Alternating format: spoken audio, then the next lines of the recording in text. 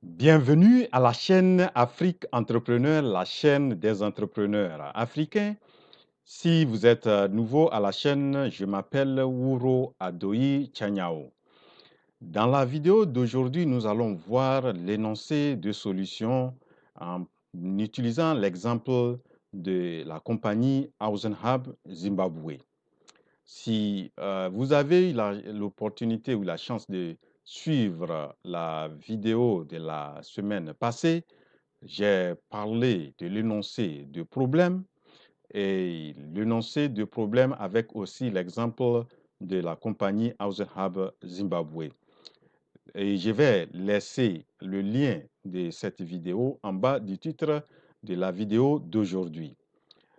Et ce que nous allons voir aujourd'hui, donc dans l'énoncé, dans cette présentation, nous allons voir qu'est-ce que c'est l'énoncé de solution. Donc, nous allons définir l'énoncé de solution.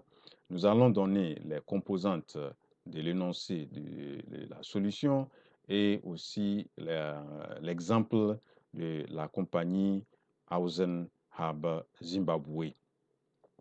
La définition de l'énoncé de solution. L'énoncé de solution, c'est un énoncé ou une phrase ou quelque chose qui décrit vraiment la solution proposée au besoin ou au problème qui a été identifié. Vous savez, nous avons dit que l'entrepreneur doit chercher des problèmes au sein de la communauté ou de son entourage, cibler ce problème et proposer une solution. Et il faut bien énoncer le problème. Et lorsque le problème a été bien énoncé ou bien identifié ou bien défini, pour proposer la solution, c'est plus facile. Donc, nous avons fait ça la semaine passée.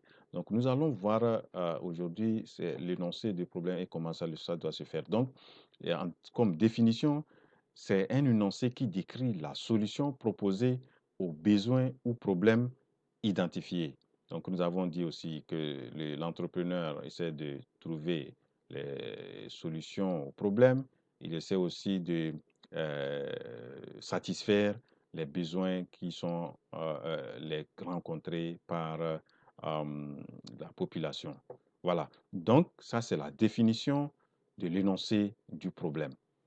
Quelles sont les composantes maintenant de cet énoncé? Qu'est-ce que nous devons avoir dans l'énoncé de solution?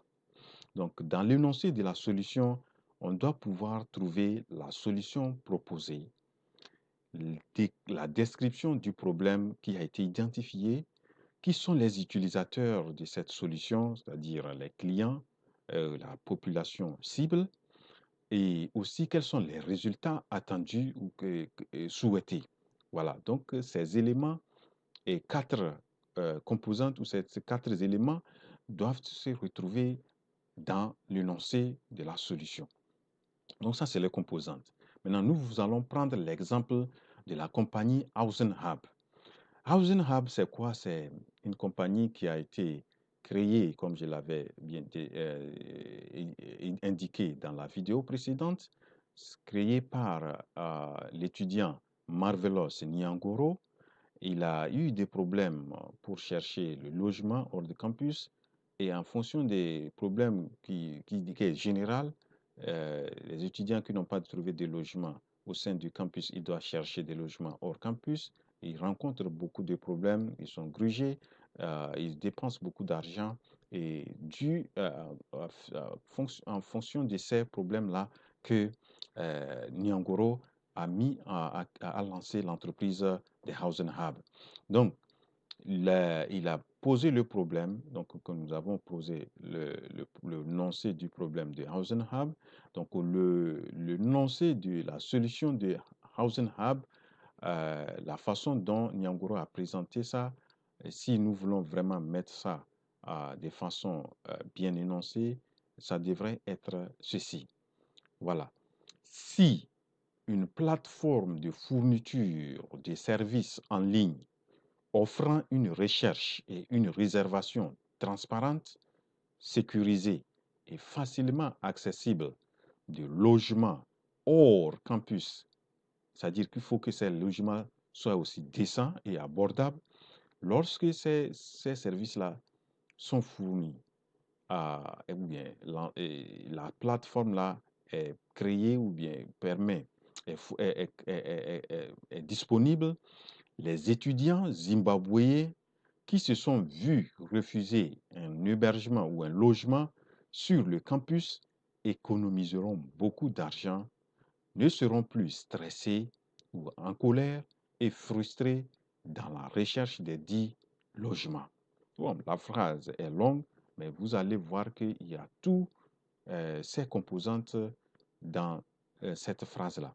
Donc, si une plateforme de fourniture de services en ligne qui offre des recherches et réservations transparentes, sécurisées et facilement aussi accessibles, de logements hors campus décents et abordables, lorsque cette plateforme-là est fournie, les étudiants zimbabwéens qui se sont vus refuser un hébergement sur le campus économiseront beaucoup d'argent, ne seront plus stressés et en colère, frustrés dans la recherche des 10 logements. Donc, si vous voyez ici, vous regardez ou bien regardez bien et cet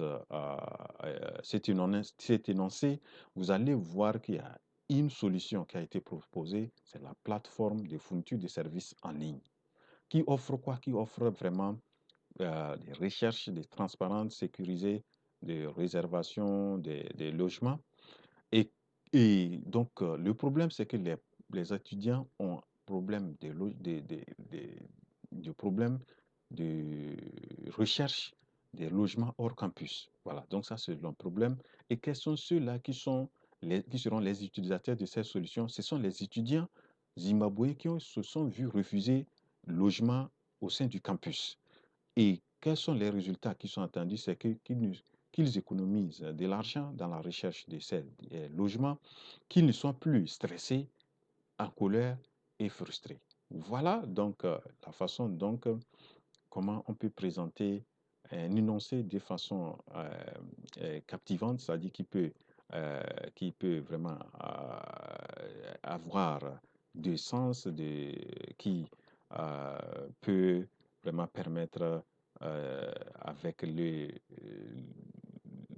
peut-être les investisseurs, à ceux-là qu'on va présenter les problèmes et la solution, ils vont vraiment voir que le problème est bien identifié et la solution est bien proposée. Voilà ce que j'ai voulu vraiment présenter dans cette vidéo. D'abord, définition de l'énoncé de solution, les composantes de cet énoncé et l'exemple de Housing Hub Zimbabwe, son énoncé de la solution. J'espère que vous avez apprécié cette vidéo. Si vous avez apprécié la vidéo, euh, pardon, euh, n'hésitez pas à cliquer sur la touche j'aime et aussi je vous invite à partager au maximum cette vidéo. Si vous n'êtes pas encore abonné, abonnez-vous à la chaîne. Il y a beaucoup de choses intéressantes qui sont présentées sur cette chaîne. Rendez-vous à la semaine prochaine. La révolution entrepreneuriale en Afrique, c'est maintenant. Je vous remercie, votre frère Wouro.